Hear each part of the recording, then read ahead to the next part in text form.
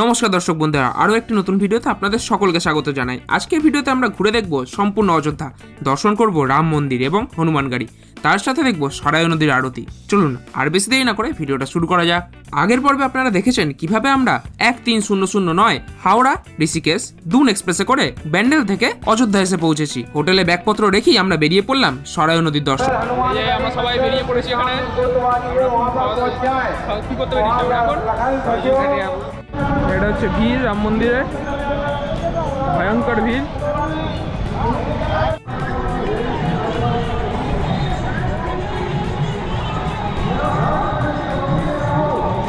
এখন সরজুর ঘাট দিয়ে আমরা হেঁটে যাচ্ছি।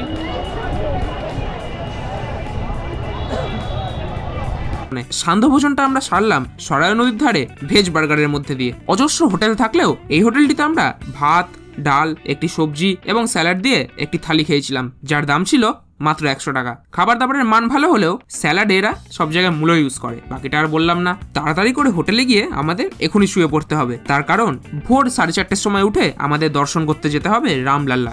এখন টাইম 5:18, আমরা এখন যাচ্ছি রাম মন্দির দর্শনে। পুরো কাঁপতে কাঁপতে উপর ঠান্ডা। টেম্পারেচারটা কত? 14 ডিগ্রি টেম্পারেচার। পুরো শীতে কাঁপতে কাঁপতে এখন মোটামুটি ফাঁকা আছে। কাল রাত্রে দেখছিলাম ফিলস লাইক 10। মারাত্মক ঠান্ডা। এখানে আবার সিঁদুর পড়েছে। যাই হোক, তো জয় শ্রীরাম বলে শুরু করা যাক। দেখি যাই। এখন ভিড়টা কাল রাতের থেকে অনেক কম। এই ভোরবেলা 5:18 অনেকটাখানি কম। আগের দিন ওই রাস্তায় আমরা হেঁটে আসতে পারছিলাম না, এত ভিড় ছিল। আজকে আমরা এখান দিয়ে যাচ্ছি, একটু কমই আছে লাইন। দেখা যাক ভিতরে ঢুকে কতক্ষণ লাগে দর্শন করতে। 5:18 বাড়ি থেকে বেরিয়েছি, 5:20 লাইনে দাঁড়িয়েছি। দেখা যাক কখন ফিরি। এখান থেকে দুটো লাইন ভাগ হয়ে গেছে। আমরা যে লাইনটা দিয়ে যাচ্ছি সেটা হচ্ছে রাম মন্দিরের, আর পাশেরটা হচ্ছে হনুমান গাড়ির। আমাদের আবার এখানে এসে লাইনে দাঁড়াতে হবে হনুমান গাড়ির জন্য।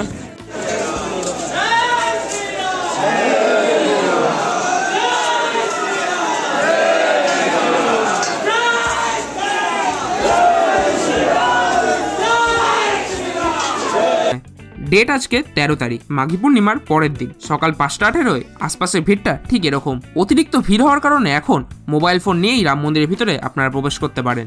বাইরে জুতো রেখে আমরা মোবাইল ফোন নিয়েই প্রবেশ করলাম রামলালার দর্শন।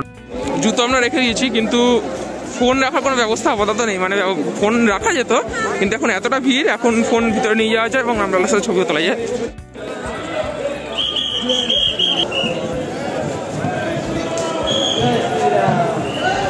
जय श्री राम।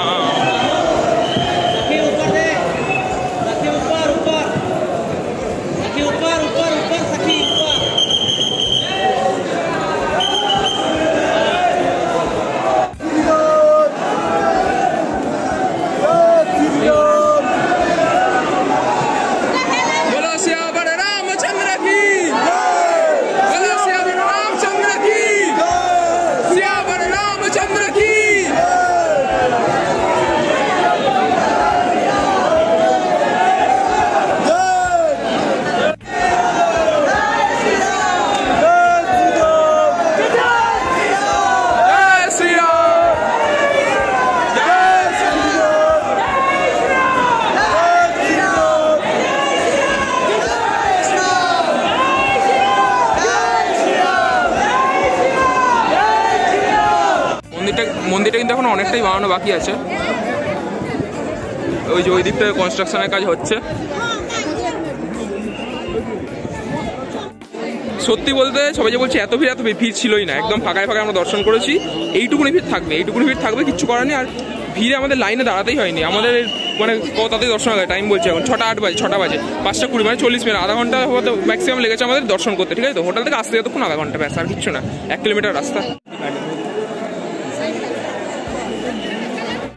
টাইম এখন হচ্ছে গিয়ে 6:40। তো আমরা এখন রাম মন্দির থেকে অনেকক্ষণ আগেই বেরিয়ে গেছি, এখন হাঁটতে শুরু করেছি। আমরা এখন যাচ্ছি হনুমান গাড়ির দিকে।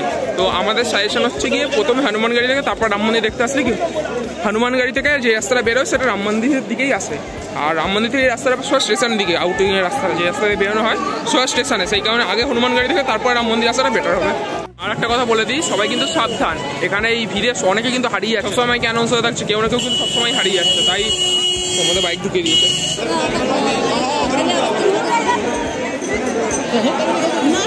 তো আমরা এখন এই হনুমানগাড়ি থেকে বেরোলাম দর্শন করে, মোটামুটি 1 ঘন্টাই লাগলো। 7টায় লাইনে দাঁড়িয়েছিলাম, 8টা 7 বাজে।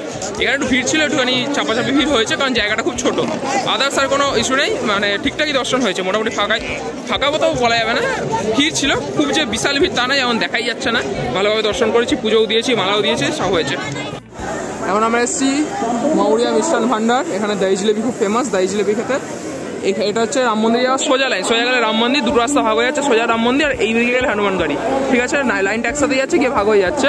আর ঠিক রাস্তার ওপরে, রামপথের একদম ওপরে, হনুমান গাড়ি থেকে প্রায় 300 মিটার, হনুমান গাড়ি রাস্তায় ঢুকছে ওতে 300 মিটার। এখানে হচ্ছে মৌরিয়া মিষ্টান ভান্ডার, আর সোজা গেলে লতা মঙ্গেশকর চক। আর এটা মৌরিয়া মিষ্টান ভান্ডার, চলো এখানে যাওয়া যাক। আর এখানে ট্রাই করবো আজকে দই জিলেবি। অযোধ্যায় আসলে এই খাবারটা কখনোই মিস করবেন না। টক টক ঠান্ডা ঠান্ডা দইয়ের সাথে গরম গরম মিষ্টি মিষ্টি জিলেপি, একটা আলাদাই অনুভূতি।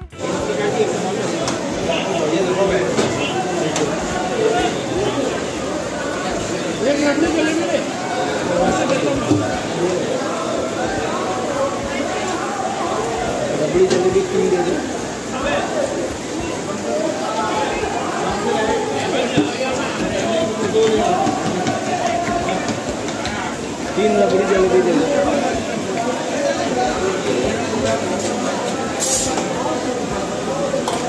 पैसा अभी पैसा देना बाकी है, फिलहाल 2 दे दो रबड़ी। 180 रुपये का भैया पैसा।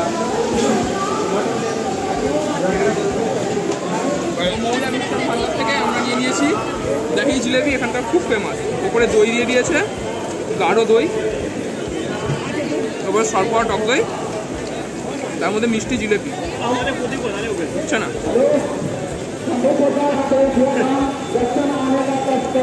গরম জিলেপির মিঠা ফ্লেভার আর দইয়ের টক ভাব, দুটো মিলে একটা আলাদা ধরনের জিনিস তৈরি করছে। বলেছি, এখনো বলছি, রাম মন্দিরে আসার পারফেক্ট সময় হচ্ছে ভোরবেলা।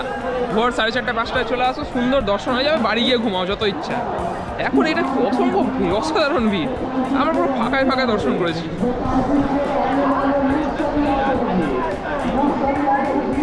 আর মেন কথা তো বলাই হলো না, আমরা এখন সাইডের ফুটপাথটা দিয়ে হেঁটে যাচ্ছি দশরথ মহল আর কনক ভবনের দিকে। রামলালা এবং হনুমান গাড়ির দর্শন করে হোটেলে ফিরে এসে কিছুটা রেস্ট নিয়ে আমরা বেরিয়ে পড়লাম কনক ভবন দশরথ মহল দর্শনে। কিন্তু একই চারিদিকে রাস্তা বন্ধ, কনক ভবন এবং দশরথ মহল যাওয়ার রাস্তা সম্পূর্ণ বন্ধ। না এদিক থেকে ওদিক যাওয়া যায়, না ওদিক থেকে এদিকে আসা যায়। আর কি, যখন কিছুই উপায় থাকে না তখন খাওয়া দাওয়াই ভরসা। নিয়ে নিলাম আমরা এই দোকানটি থেকে সিঙ্গারা, চাট এবং লিট্টি, সবেরই দাম 30 টাকা।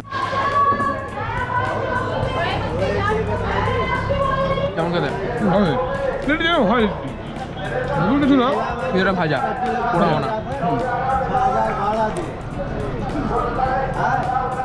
ওইদিকে দশরথ মহলের রাস্তা বন্ধ, এদিকেও বন্ধ, কোনো দিক দিয়ে যেতে ইচ্ছা না এখন। যারা দর্শন করতে আসে তারা দর্শন করে ডাইরেক্ট ওখান দিয়ে যেতে পারছে। আমাদের হোটেলটা ছিল প্রেমসি গেস্ট হাউস, তুলসী উদ্যানের ঠিক পিছনে। তুলসী উদ্যান একটা অপরূপ জায়গা। আপনারা অযোধ্যায় আসলে চেকলিস্টে তুলসী উদ্যান অবশ্যই রাখবেন। একবার আপনাদের অযোধ্যার ম্যাপটা বুঝিয়ে দিই। এই হলো স্টেশন, স্টেশন থেকে সোজা আপনারা আসলে উঠবেন রামপথে। রামপথ দিয়ে সমস্ত কিছু পরপর, রাম মন্দির, হনুমানগড়ি যাওয়ার রাস্তা, তুলসী উদ্যান, লতা মঙ্গেশকর চক, আর লতা মঙ্গেশকর চকের পাশেই সরায়ু নদী। একদম সোজা রাস্তা, যারা প্রথম আসছেন তারা একদমই ঘাবড়াবেন না। রামচরিতমানসের রচয়িতা তুলসী দাস। ভিড়ভাট্টার মধ্যে এখন হেঁটে এসে এখানে একটু বসেছি তুলসী উদ্যানে, যেন মনে হচ্ছে পুরো শান্তি। এই যে এখন আমরা দুপুরবেলা খেতে যাচ্ছি, এই সামনে আমাদের এই যে প্রেমসি গেস্ট হাউস থেকে বেরিয়েই জাস্ট গলির সামনে একটা রেস্টুরেন্ট আছে, সেই রেস্টুরেন্টটাতেই যাবো ভেজ থালি খেতে।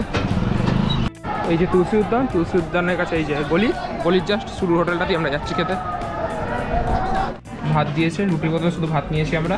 আর এই ভালো টেস্টটা হলো যেটা, মানে এখানে ভাতগুলো ভালো ওই দোকানের তুলনায়। ওই দোকানে কিন্তু ভাতগুলো একটু ছোটো ছোটো ছিল। এটা পুরো বাসমতি চাল মনে হচ্ছে আমার দেখে, খুব ভালো কোয়ালিটি।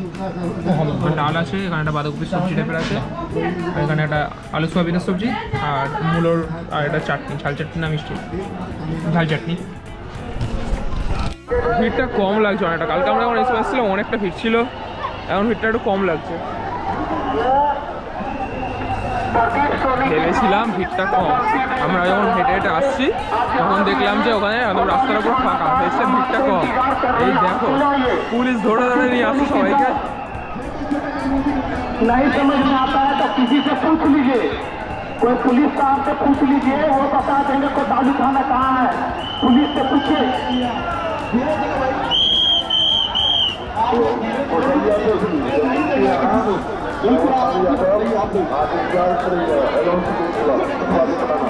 এটা কি করছে?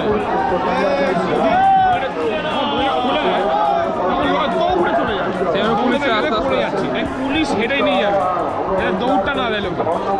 আমরা ভাবছি রাস্তা ফাঁকা, আমরা এখন আসছি। কাল আমরা সরাইঘাটে এসেছিলাম, তো ফাঁকা ছিল, আজকে ঠিক ভিড়।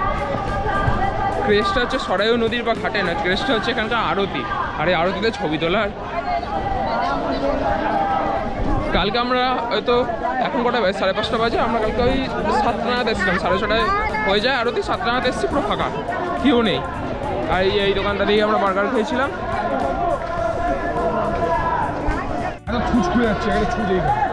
তো নিজের দোকানে ছুঁচ পাওয়া যাচ্ছে, তুই ছুঁচ খুঁজছিস?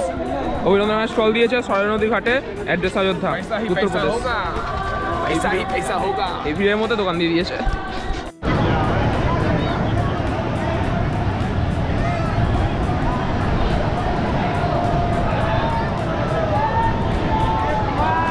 ধরে আমরা ওই নদীটাকে দেখছিলাম, সেটা তো জানি ওটা যে কৃত্রিম বানানো হয়েছে, মানে সরাই নদী থেকে জলেন ওখানে। আসল সরাই নদীটা দেখাচ্ছি, এই হলো আসল সরাই নদী। সরাই নদীর এই পাশে এখানে হচ্ছে আরতি, আসল সরাই নদীর পাশে কিন্তু আরতি হয়।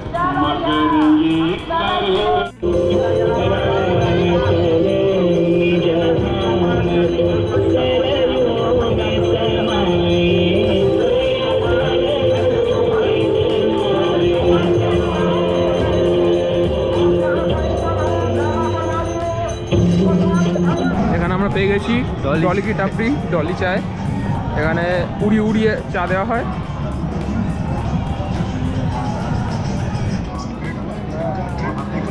ডলি কি টাপড়ির চা কেমন লাগছে? যারা খাই এগুলো খাইনি, গরম। মিষ্টি দিয়েছে কালকের মতোই, যেমন আদা দিয়ে করেছিল সেরকম।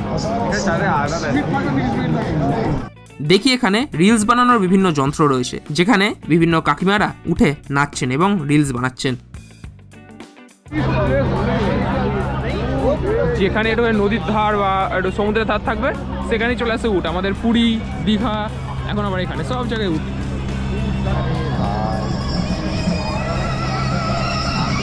চাপবি নাকি?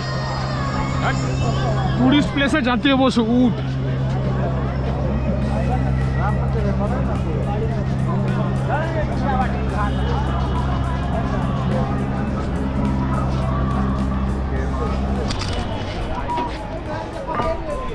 ये किसका चटनी है? ये खट्टे तीखे दोनों है, ये मीठे।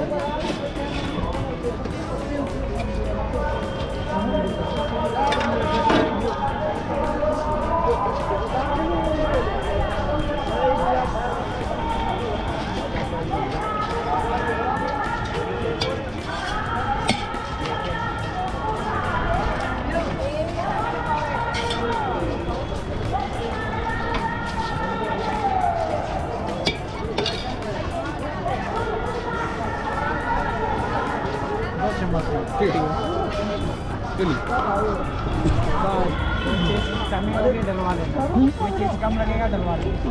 बना रहे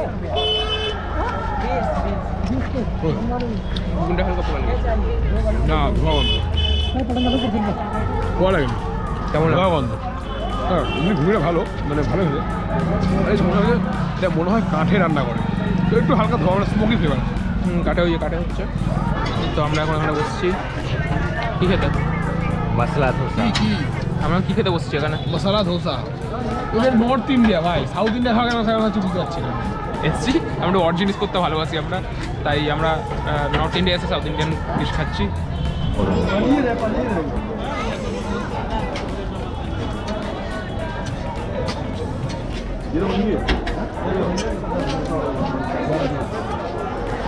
আলাদা কোনো টেস্ট পেলি আমাদের চুচুড়ার থেকে? ধোসা ধোসা মনেই খেতে। এসে গেছে আমাদের মশলা ধোসা, এই হলো চাটনি, এই হলো সাম্বার। এটা চাটনি, এটা সাম্বার।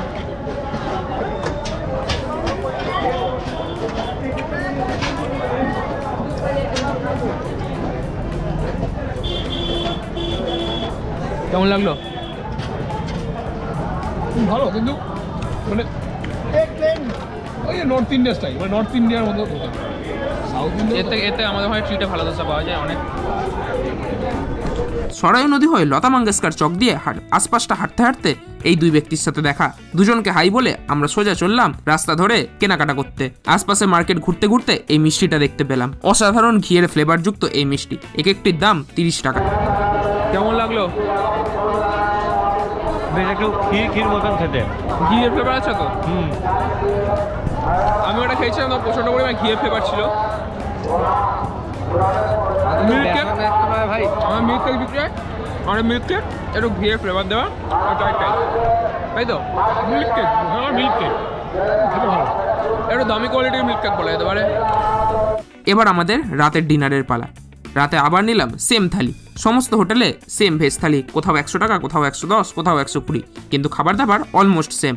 একটা জিনিস লক্ষ্য করলাম, এখানে সমস্ত থালিতেই 4টে রুটি, ভাত, ডাল এবং 2 রকমের সবজি, তার সাথে মূলোর স্যালাড। মূলোগুলো এখানে বেশ মিষ্টি মিষ্টি। কিন্তু ডিনার কমপ্লিট করে আমরা চলে গেলাম হোটেলের দিকে। ঘুমোলে চলবে না, কারণ এখন আমাদের বেরিয়ে পড়তে হবে স্টেশনের উদ্দেশ্যে। আজকে আমাদের রাত 2টোর সময় ট্রেন আছে, বারেলি টু বারাণসী এক্সপ্রেস। তো এই যে আমরা এখন বেরিয়ে গেছি, এখন আমরা এই যে ব্যাগ রেডি। এখন আমরা যাচ্ছি কোথায় যাবো? এখন আমরা বেনারস। এখন আমরা যাবো, ট্রেন ধরবো। আমার এক্সপ্রেসের নাম কি? বারেলি এক্সপ্রেস।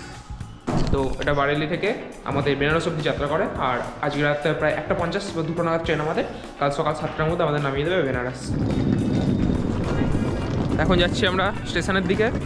আজকে আমাদের এই এখনও দর্শন হচ্ছে নাকি? এখনও ভিড়? না না, এখন ভিড় নেই। কালকে সারা রাত মন্দির মনে খোলা ছিল, আজকে খোলা নেই। কালকে, হ্যাঁ কালকে মন্দির খোলা ছিল, আজকে 10টার মতো মন্দির কিন্তু বন্ধ করে দিয়েছে।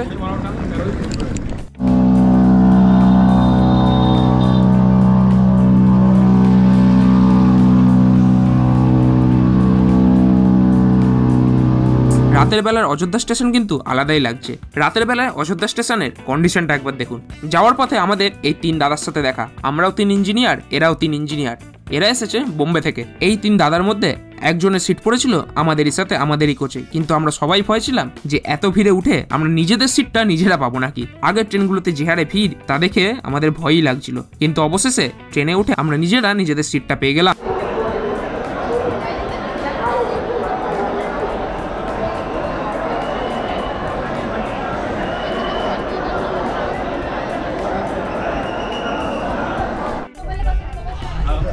বারেলি বারাণসী এক্সপ্রেস মোটামুটি ফাঁকাই আছে। যাই যে রিজার্ভেশন সিট তাড়াতাড়ি নিয়েছে। জেনারেল লোক জেনারেলে উঠেছে, জেনারেলও ফাঁকাই আছে।